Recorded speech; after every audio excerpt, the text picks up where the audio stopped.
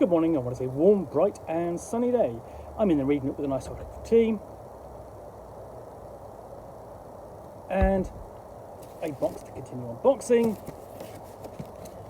What I have in here is for dictionary people. The Unsung Heroes Who Created the English Oxford Dictionary by Sarah Ogilvie, which is described as a wonderful book for word lovers. It's got really a nice cover. So, what do three murderers, Karl Marx's daughter and a vegetarian vicar, have in common? They all helped create the English Oxford Dictionary. And it's sort of like, sometimes we don't quite think about what an incredible amount of effort went into creating the English Oxford Dictionary, because it's a huge work of reference. We may only have sort of like, dictionaries that size, maybe a bit bigger, depending, and we will probably never need anything larger than that, because our vocabulary doesn't need it on a day-to-day basis. But the dictionary is far, far bigger. There are far more words than you can possibly ever imagine.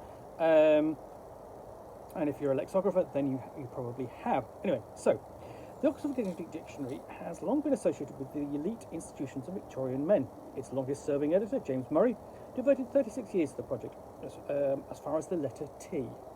But the dictionary didn't just belong to the experts. It relied on contributions from members of the public. By the time it was finished in 1928, its 414,825 entries had been crowdsourced from a surprising and diverse group of people, from archaeologists and astronomers to murderers, naturists,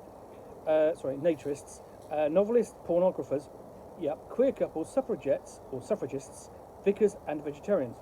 Lexicographer Sarah Ogilvie dives deep into the previously untapped archives to tell of people's history of the OED.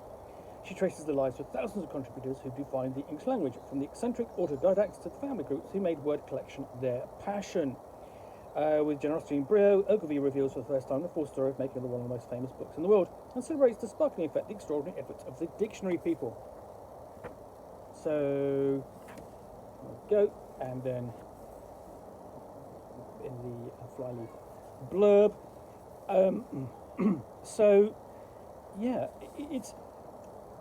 So this brings together sort of like a couple of passions of mine, I suppose: history and words.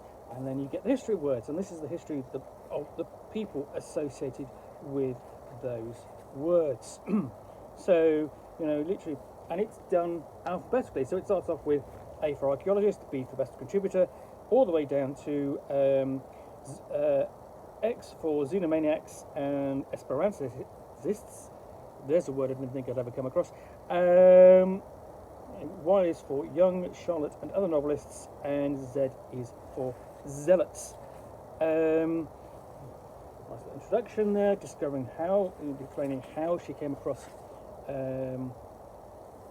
these people, including some of the slips that they sent in with a word, its definition and derivation,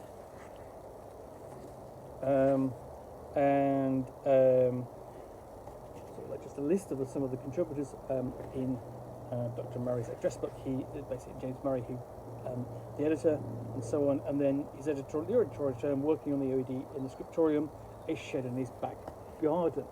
So it has an incredibly sort of like amateurish feel. Nevertheless, they put it together. We have people contributing from all the way from Calcutta, and just examples and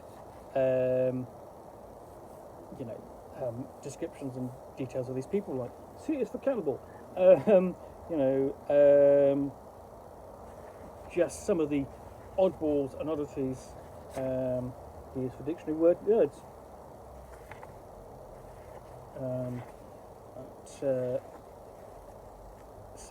Lots and lots of interesting people to just talk about. And the great thing about this is set during the late 19th century. So it is a huge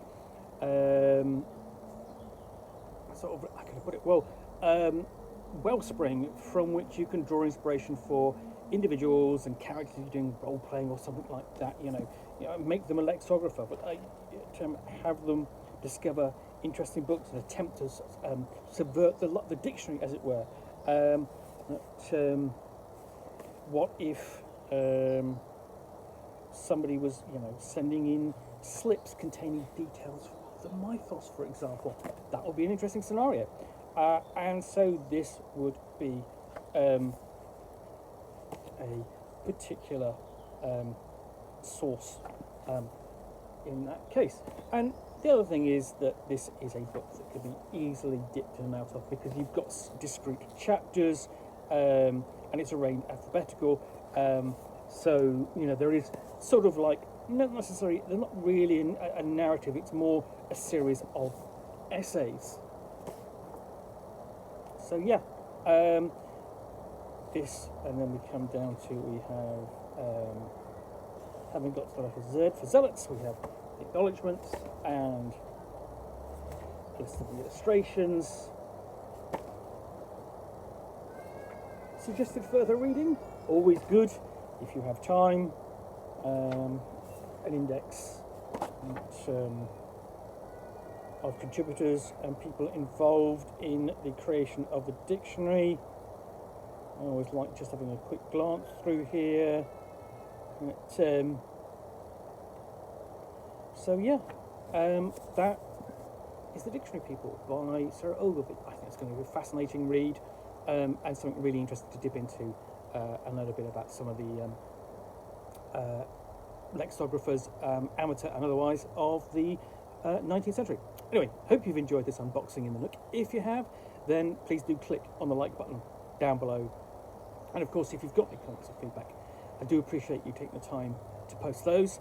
And lastly, if you want to be alerted to get more unboxings in the Nook, where you'll see me out here with a box containing a book or game, or in this case a work of non-fiction, which I'll unbox and chat about to the best extent of my knowledge for roughly 10 minutes or so, all of course accompanied by a nice hot cup of tea, then please do click on the subscribe button down below. Thanks again for watching. Be back again soon with another one.